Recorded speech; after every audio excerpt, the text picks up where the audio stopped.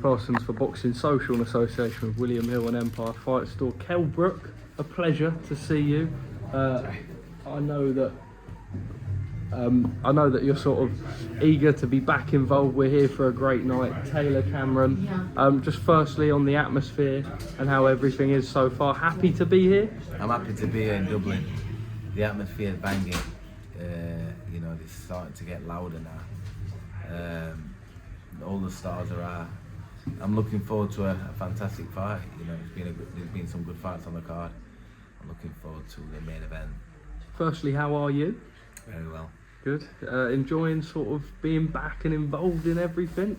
I mean, yeah, I'm enjoying being around it. Yeah. I'm enjoying it. Look, you were doing a little interview ringside and Conor Benn came in and interrupted. Just firstly, before that, I know you had your sit down with Eddie Hearn a couple of months ago, and I think you put just exactly what I needed. Can you see yourself returning? We know that you and Eddie produced some great nights over the last couple of years. Would he be the promoter to bring you back? It's one of them. It's, you know, if he contacts me with the right fight and gets the juices flowing, then I will return. It's one of them, you know, if you get me the right fight, if it makes sense all round the border, then I'll get back in the ring and fight. Look, we were just laughing about pot stirring, but I suppose that's what we've got to do. We've got to get the reaction. Pot stirring. I spoke to Conor Benn, and he said that you should... Conor Benn's going to get some chocolate brownie, because if he carries on bumping into me and I'm having interviews and then trying to, like, you know, be in my face, you know, that's why he kicked off earlier. I think it was him that antagonised it. He did. You know what? He did his shoulder a little past me. That's why he done. He wanted that to happen. You know. So I like the challenge. I like how Harry comes and thinks that he's going to do me in 2 rounds. He's not boxed nobody, no one at my level, and I'm the main man in Britain even still after my last performance. You know, I've not got old overnight. I can perform and I can do what I do. Kell, some comments he made to me is that none of these guys would want to fight him if they didn't believe his innocence. He says that all of you guys sort of do believe his innocence. Is that true?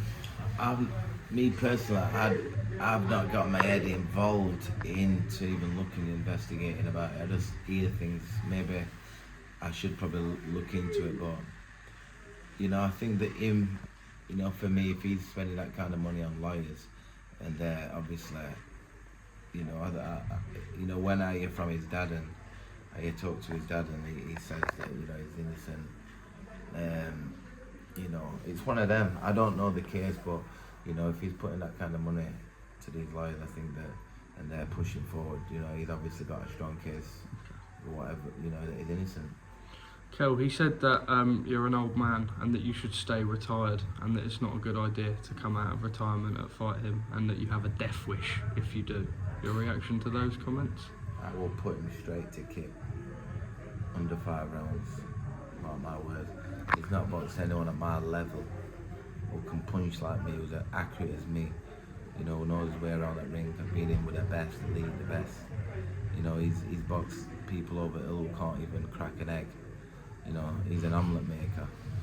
He's just, you know, that's why he scrambles some more regular. Because I will hurt him. You know, if this can get overturned and he can get past and we can box with boxing ball, because it has to fight. We have to fight in Britain. It can't happen anywhere else. It's got to be this is 2 Brits fighting. It needs to happen here. So if it all gets approved, you will see me and Conor lock horns. Just quickly, you've been involved in some huge nights over the years. Where do you think this would rank with the build-up and all the sort of talk that would go on between it, the social media presence that would go on with it all? Where would that rank? It'd be up there. It'd be up there. Yeah, I believe it'll be up there. But I've been in some massive fights. But it'd definitely be up there. It'd be, you know, people would get the popcorns and be more interested in the press conference and because we don't like each other, you know, as you can see. Kell, just finally from me, you retired at a time that sort of boxing is absolutely booming. We've got Liam Smith ringside tonight, Conor Benn. We speak about Chris Eubank Jr. We don't know if that Smith fight's going to happen. In a weird way, the reason I ask how you are is because we know how difficult it is when fighting is all you know. Yeah. When you see all these guys, it sort of makes you want to get back in the mix, I suppose, and the fact that there are, whoever you fight, whether it's not Conor Benn, whether it's any of these guys, domestically, there's some great fights that you and your team could get your teeth into, right? Some great fights with my name attached, but since I've boxed, there's nothing been anything like that. There's not been nothing to excite the fans for me. You know, I think once I'm in and they put my names with them names you mentioned, then we get fireworks. Pay-per-view. Pay-per-view, baby. Look, Kell, it's a real pleasure. Thank you very much for your time.